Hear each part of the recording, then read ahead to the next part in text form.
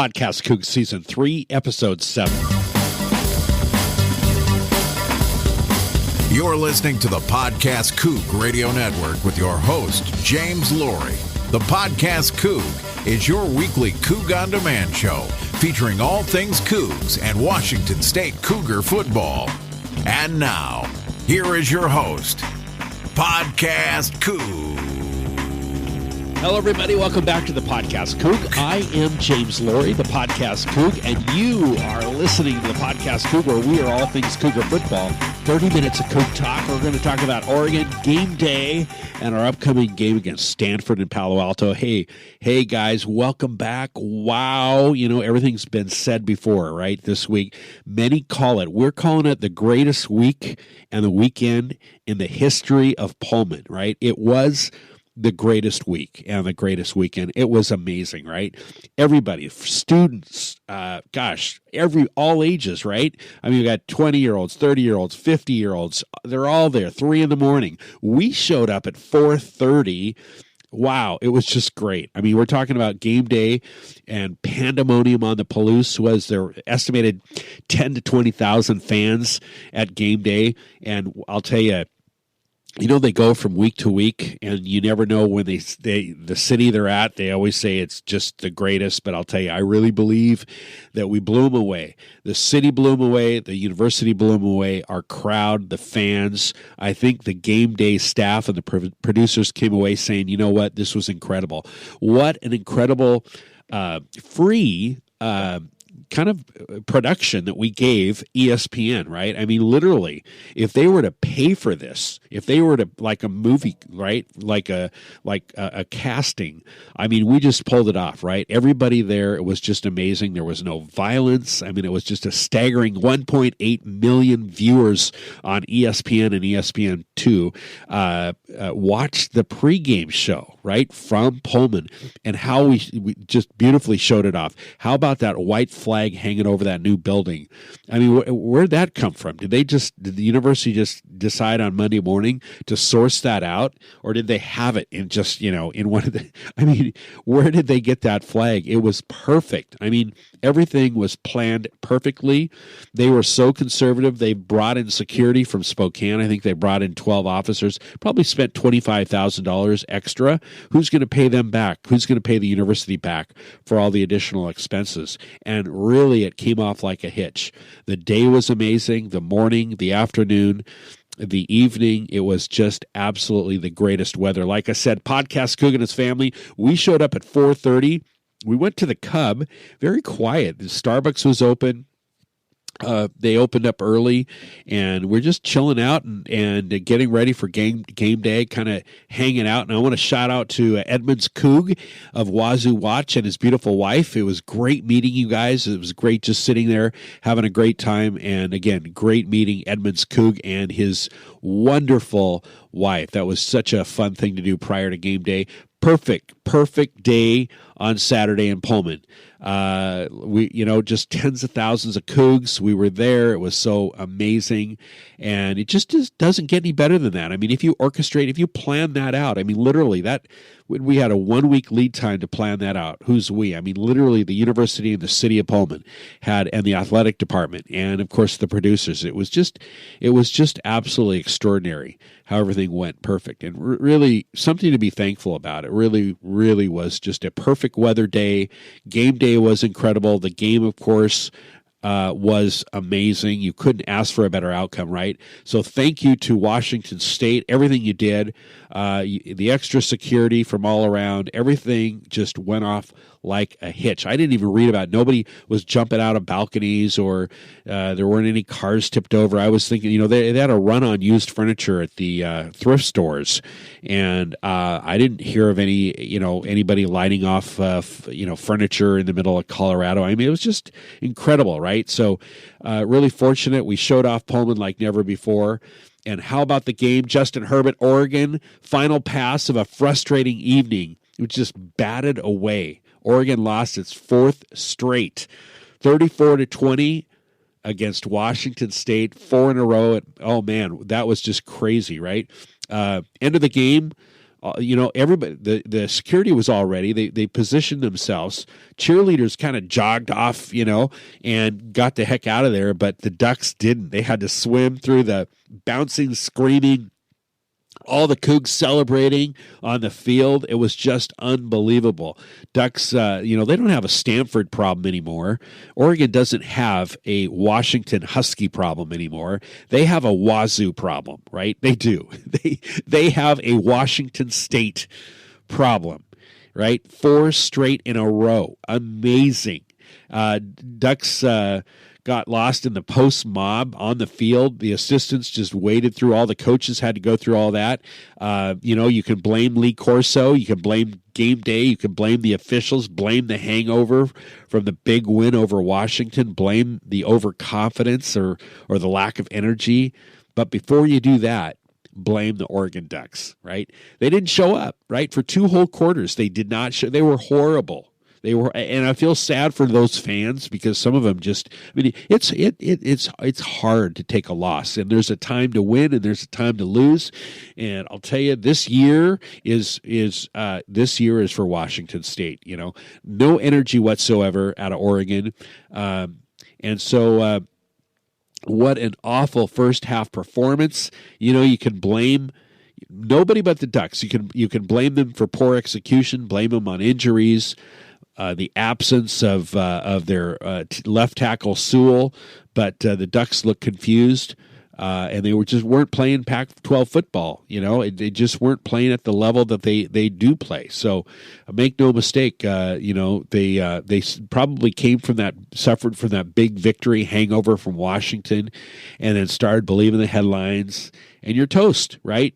So they've got Arizona next week. They'll probably recover. They'll probably get back on track. But Herbert just did not look like at all a Heisman Trophy candidate. And so they'll go back on track with Arizona on Saturday. Coach Cristobal said after the game, "We just didn't move the sticks." Trying to explain the first half, he blamed poor execution. Indicated that it was apparent for some reason that the Ducks just weren't ready to play.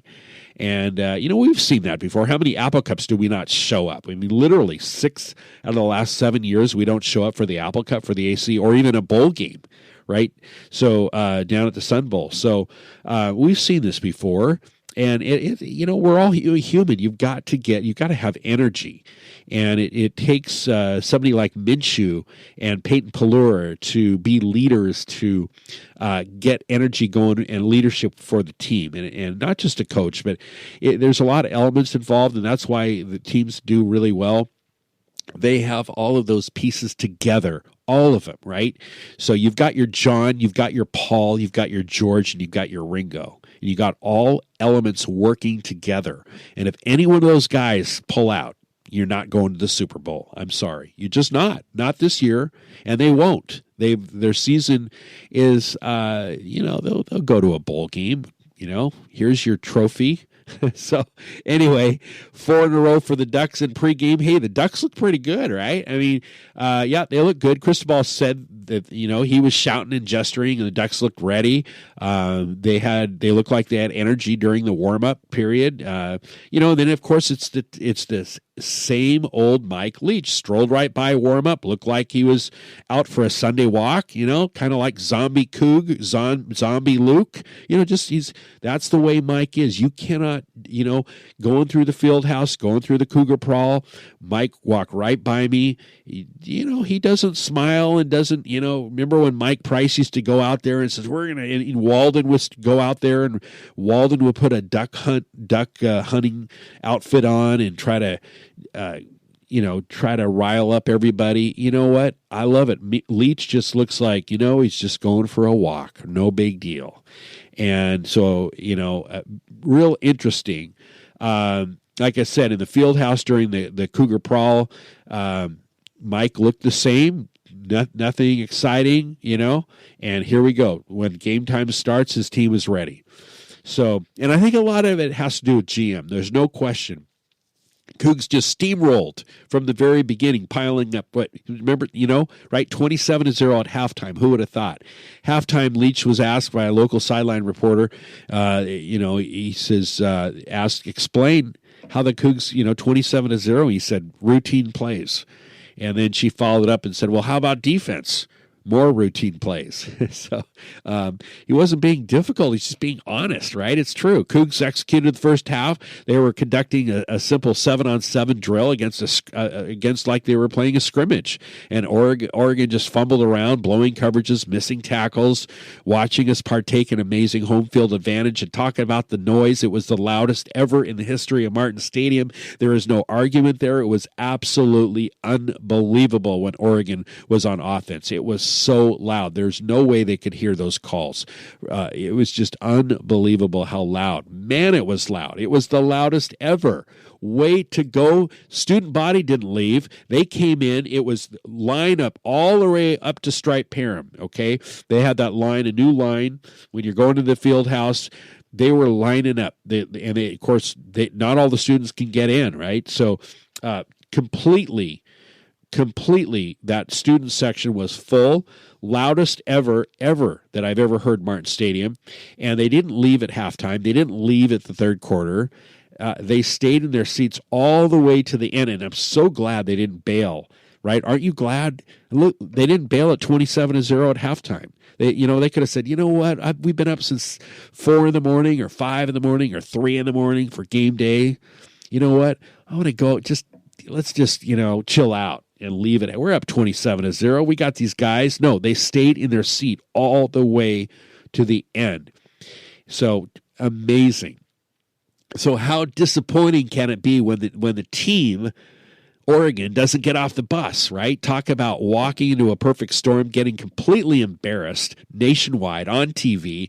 It was nice to see a comeback in the second half, but nobody saw it after they saw an absolute blowout in the first half. I mean, we didn't think about this, right? What team? But, I was thinking about it. And were you there at third quarter going, oh, my God, fourth quarter, down to 10 points, thinking, oh, my, if they score another, we're down to 3, a 3-point. We need to be 2 scores up, thinking, here we go again. Are we going to Coug it, right? Minshew has never Couged it yet, all right? You can't say the USC lost by 3 points. We didn't Coug it at USC, right? So it just absolutely amazing, the energy. Now, what team besides Alabama can play all 4 quarters? If you're up 27-0, you're just going to take a little bit off on the gas pedal, just a little bit. You don't have to work so hard. You should, but it's human nature to show up on the second half. When you're up 27-0, I mean, come on, you've got it in the bag, right? It's like you got $30 million in the pocket. You're not going to go out for bids. If you're going to go build your fence or build your house, or let's say a fence, you got $30 million in your pocket. You're not going to say, honey, I'm going to get 7 quotes. We're going to go with the lowest bidder and the most, right? You're going to take performance quality, but you're going to just ease up a little bit, right? And that's normal.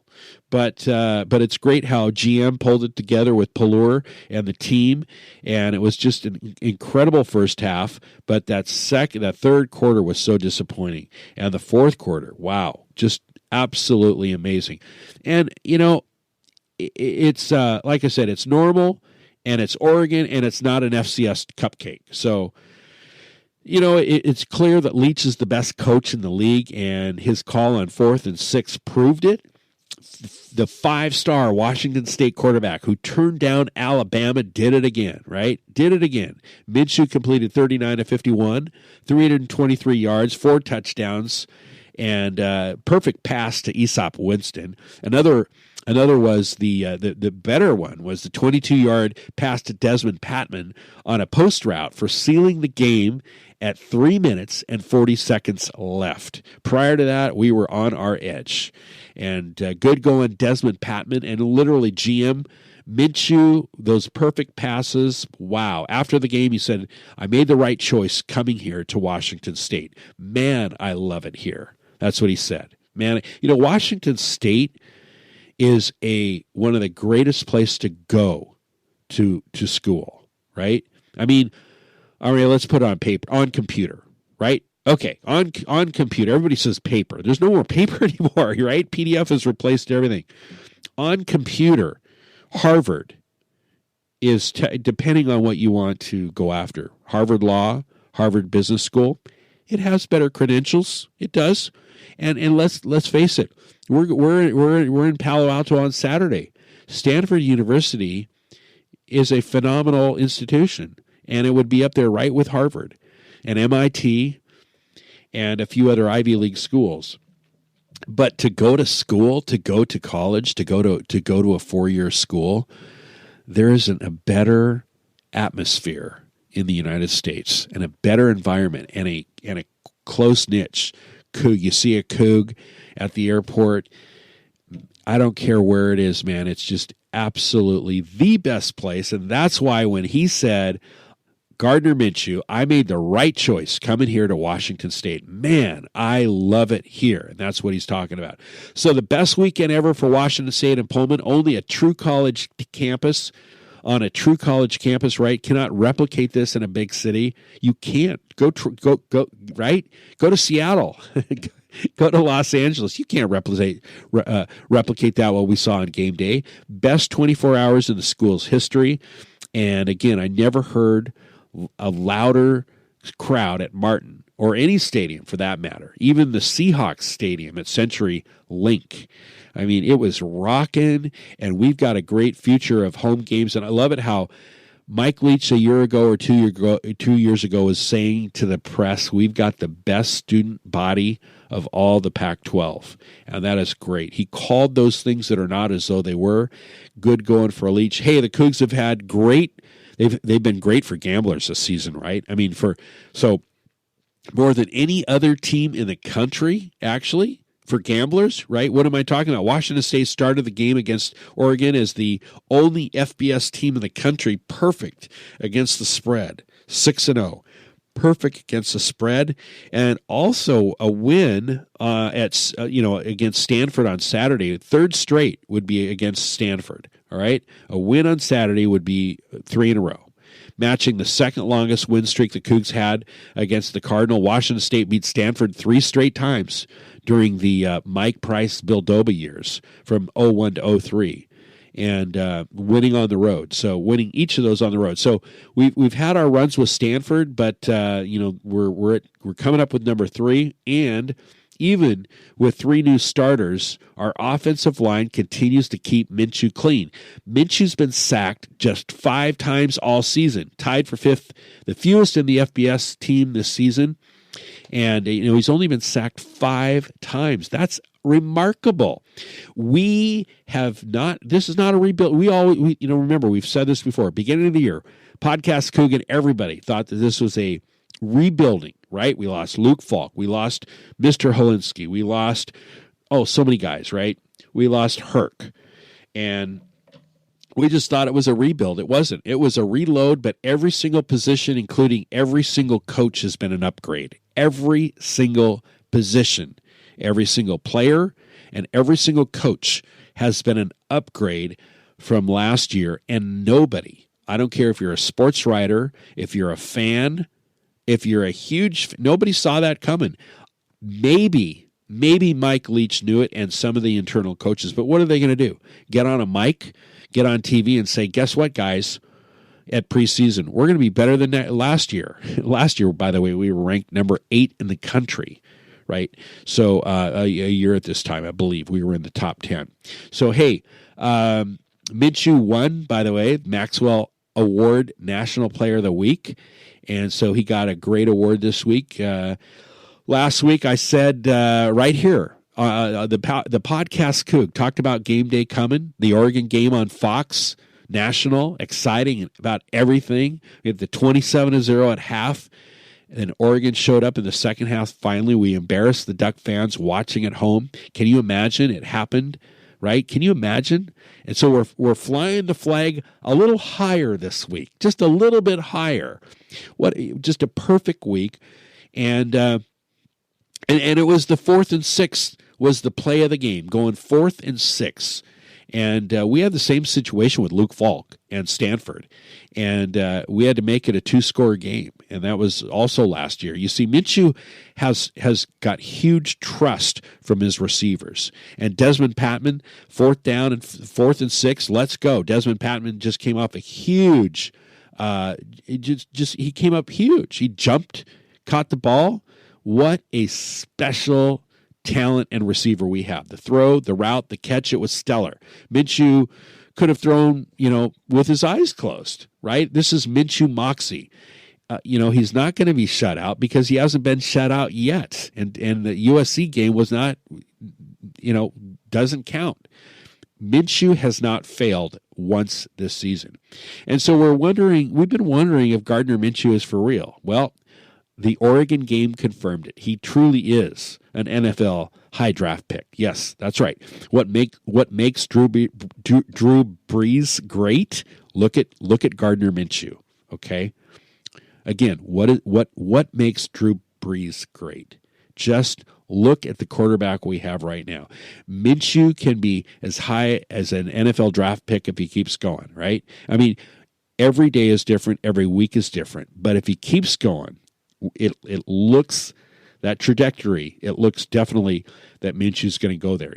39 out of 51, 4 touchdowns, 2 interceptions. Opening drive, throws an interception in the red zone, then comes back after throwing an interception in the red zone on the opening drive. Comes back with 27 unanswered points. And kudos to Tracy Claeys, because Tracy's, the defense was just amazing. 27 unanswered points. Nothing affects Gardner Minshew. Nothing. This guy is so special that Mike Leach has never had a smarter or talented quarterback ever. And that speaks a lot, right? I mean, literally, think of what I just said. Mike Leach has never had a smarter or talented quarterback ever. And I hope that Gardner Minshew is not listening to the podcast Coug right now. I hope he's not. We don't want to get this into your head. Okay, don't listen to me. Don't listen to anybody, And I'm sure he knows. I'm sure he's got it figured out. You start listening to stuff like this. Are you kidding me? You got an ego, and they think you walk on water. And guess what? After pride, what comes after pride? Comes a fall. So can't be listening to the noise at all, right? So. Anyway, speaks a lot, special guy. I mean, Leach is just, can you imagine the smartest and talented quarterback ever for Mike Leach? That's huge. So this isn't the biggest game we've played ever. No way. The Oregon game by far was not the biggest game we've played, but it was the biggest weekend in Pullman ever. What did Saturday mean? We were on 3 national stages, morning, afternoon, and evening, all on national stages. Our stage is now more nationally based, and it's just great. Cougar spirit was felt and seen and believed and literally seen by the entire nation. Washington State on Saturday was the center of the football universe. The Cougs took the morning and the hype of game day and showed up for the game on Oregon in the greatest college town on the West Coast. The program is built by Mike Leach. He's the one who gets the credit, not Gardner Minshew. No, yep. No question. And he's perhaps the best quarterback we've seen. But there is potential for a conversation, by the way. There is potential for a conversation for a college football playoff if we continue to get better and keep winning. Of course, winning solves everything. We have the potential to win the North, win the championship, and play Alabama. Simple as that. All right? One game at a time. It's possible, but we're playing one game at a time. On Saturday, we're playing one game, and that's Stanford. And all the teams that are ranked in the North, Stanford, Oregon, Washington State, right? That's it. And like I said before, when Leach hires a coach, he upgrades, right? Look at Eric Melly, running back coach. His recruiting as well. Also the players, right? Every position is an upgrade from last year. Who would have thought, right? Look at our offensive line and our defensive lines. Both are upgraded. They're both upgrades. Let's not downplay the consistency that this class blew out Oregon Ducks, right? 4 years in a row. That's consistent. Washington State is no longer lucky to be in the conversation. The Cougs belong. in the conversation. We're going to be right back. Talk about Stanford, the Cardinal, next, right here on the Podcast Coug. Hey, Coug fans. You're podcasting with James Laurie and the Podcast Coug Radio Network. The Podcast Coug is your weekly Coug on Demand show, featuring all things Cougar football in Washington State. To help you get through the week, hit the subscribe button or check us out on iTunes, the App Store, iOS, Google Play, Stitcher, or at podcastcoug.com.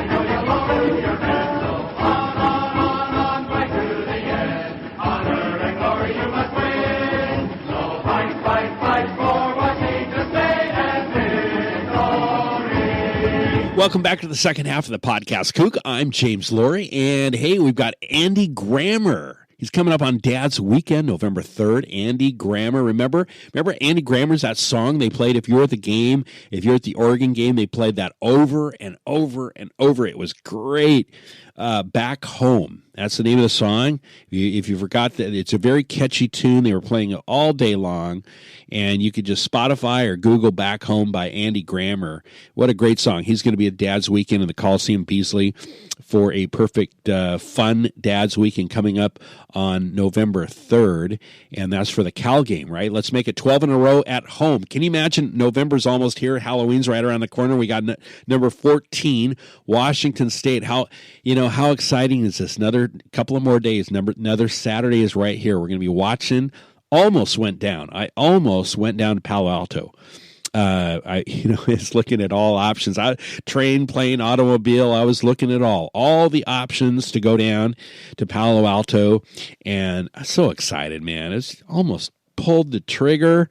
Had 50-yard line seats, and you know what? I just decided something inside me. I woke up in the morning and said, nope, don't go.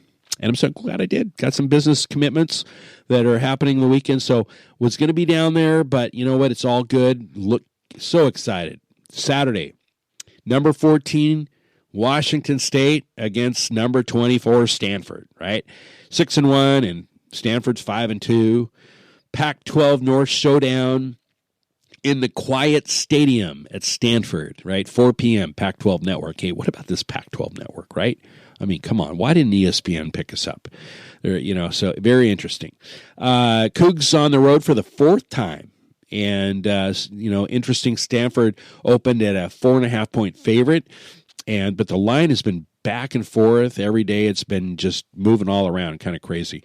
Washington State extended its home win streak to 11 games, right, beating Oregon. And Stanford also took a big lead early. They hung out late to beat Arizona State 20-13 in Tempe on Thursday night. Stanford's defense, traditionally it's strong, is weak against the pass this season. And Stanford has been an opponent that throws the ball as the Cougs do. Among Pac-12 teams, only Oregon State ranks lower than Stanford in passing yards per game allowed. So on the other side of the ball, Stanford has been one of the lowest scoring offenses in the Pac-12 this year, 25 points a game. That's all they're doing, 25 points a game, ahead of UCLA. And running back Bryce Love has rushed for 348 yards in 5 games. All right. So even considering Love's lack of production and the offensive numbers listed above that I just mentioned, Stanford's offense has the ability to be dynamic. Quarterback KJ Costello is more more developed than the Cougs saw him last year in Pullman. Currently, he's like third in the Pac-12 behind Minshew and Herbert. And the Cougs are aware of Costello's target, and which is J.J. Arcega-Whiteside, right? He's the big target in the red zone. He's 6'3". He's caught 13 touchdowns this season. So what happened last year on Senior Day, the Cougs held off Stanford's Bryce Love to his lowest rushing total of the season. Bryce Love, who was a Heisman candidate, we kept him under 100 yards. Love rushed 69 yards and 1 TD in Pullman. As Washington State beat Stanford, their passing attack, we held Costello to 9 of 20 passing yards and 9 out of 20 passing for 105 yards, no TDs, 1 interception, light snow showers. Luke Falk took his final game at Martin against Stanford. Very inspiring 11-play, 95-yard touchdown drive, completing throws to 4 receivers and hitting Jamar Calvin for an 11-yard touchdown run that gave the Cougs a 24-21 lead. So Frankie Louvu's interception sealed the deal at 15 seconds left in the game. So that was last year. And can we have the energy for Stanford coming off our Oregon win? That's the biggest question. We saw Oregon falter.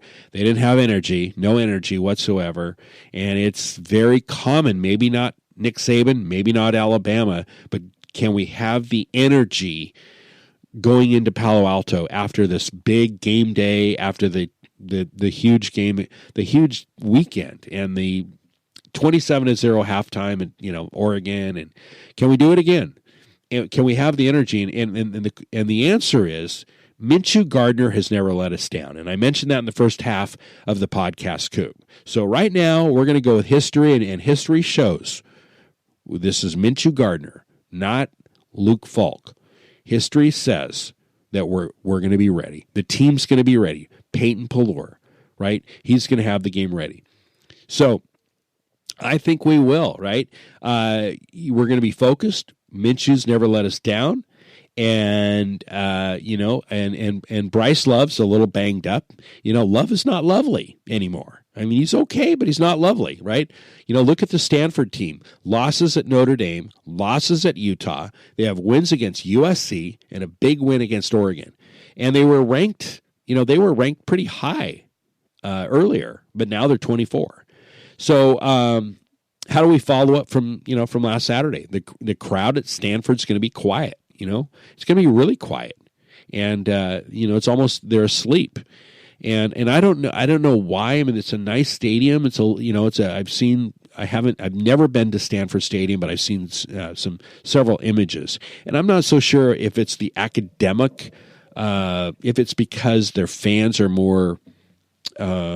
Let's say 99% all have 4.0s coming out of high school. So maybe they're not, maybe they just take a little bit of a different approach and read a book at halftime. But certainly they're asleep. We've got to bring our own energy. And can we do it this Saturday? We're 1-0, right? 1-0. What we can do. We did it last Saturday. We approached the Oregon game as it's one game, and we're 1-0, and we're going to do the same. This Saturday, we got to go 1-0, and that's all we need, just one win. You got a senior leader, Minshew. He's got the offense. Peyton's got the defense. Peyton Pallure means more than getting tackles. He leads the team. He makes sure that guys are lined up and grounded. And you've got the Pallures and the Gardners that we're counting on. So here we go. It's one big game again. Each week is getting bigger and bigger. Both secondaries are going to be challenged. Our secondary is going to be a little undersized. And don't kid yourself. You go 1-0 this week. And the Pac-12 North runs through the Apple Cup again. Stanford is number 11 rushing offense in the conference, and they're number 3 passing offense in the conference. So let's go to the playoffs. Yep, the playoffs. And we need to beat the trees first. Some rushing, statistics. Washington State is number 128 at rushing offense. We're number 128 out of 129. Stanford is number 126. Wow. I mean, that's just unbelievable. Bryce Love spent most of his senior season hobbling with that sore ankle, and no more Christian McCaffrey. Arcega-Whiteside is there, but he's not Love, and probably the single player that the Cougs need to focus on and contain is Arcega-Whiteside. And given the priority, unless it's really a priority unless Bryce Love all of a sudden gets healthy overnight. So, by the way, it looks like so that's really it about Stanford. I was really looking forward to going to the game, but just going to have to go another year, right? So, looks like the Cal game is going to be sold out, right? There's about 1,000 tickets that remain for Dad's weekend for the Cal game. 1,000 tickets remain as of Thursday. So, should be so exciting, guys. Wow, so cool. So, hey, that's about it for this episode of the Podcast Coug. We're going to catch you next week. Until then, enjoy Saturday and go Cougs. You've been listening to the PodcastCoug Radio Network with your host, James Laurie. The PodcastCoug is your weekly Coug On Demand show featuring all things Cougs and Washington State Cougar football. This has been a presentation of the PodcastCoug Radio Network. Find us at PodcastCoug.com.